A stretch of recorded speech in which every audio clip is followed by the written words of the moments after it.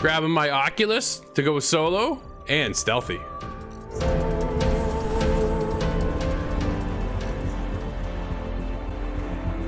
For a whole lot more videos like this one, check out our channel, give us a like, and subscribe.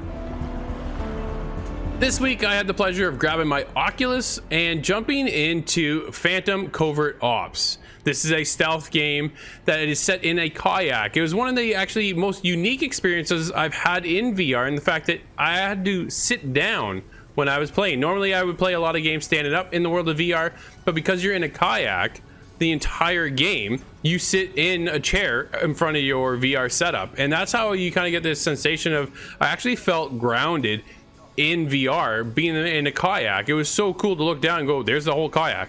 Everything there is at your weapon disposal, everything from your paddle to your sniper rifle, and as well as other guns clipped to you, ammo, and other accessories you gain as you progress through the story. It's definitely one of the coolest experiences I've had.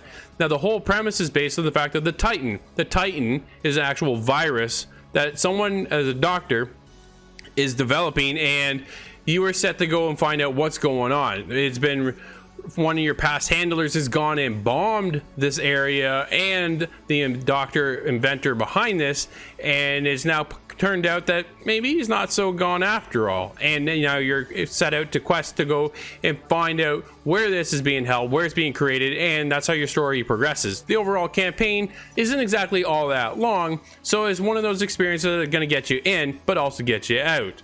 Now I'm going to do a little bit of a call in, as we'll see we get some backup here and what Scott has to say, because sometimes motion sickness is a factor. Moving to position 2, over. Hey, yeah, so I'm glad you asked, because most of the time we have a different kind of feeling when it comes to VR games, and you're usually the one who's a little more sensitive to these things than I am, and in this case I actually had the opposite effect. I was actually pretty hit with some motion sickness, but I think I've started to figure out why that is exactly. I think it has something related to do with the kayak and the fact that I'm on a still plane. The water kind of ripples, but I'm always super still, and the way you sit on the chair the whole game, although it's pretty comfortable and I'm not really a stranger to it, it just kind of gave me, I guess, that weird disconnect. But I still wanted to enjoy this game, and what I can say from my time in it is that having all those different goggles, different items to bring to any combat situation you bring up, and the whole wanting to keep it stealthy aspect was something that really appealed to me. So this game had a lot of potential for me, but unfortunately I had to bow out. Yeah, and that's where I took over. For once, motion sickness didn't really hit me. I was able to play for a good hour before I started to kind of get the cold sweats scenario and that motion sickness setting in.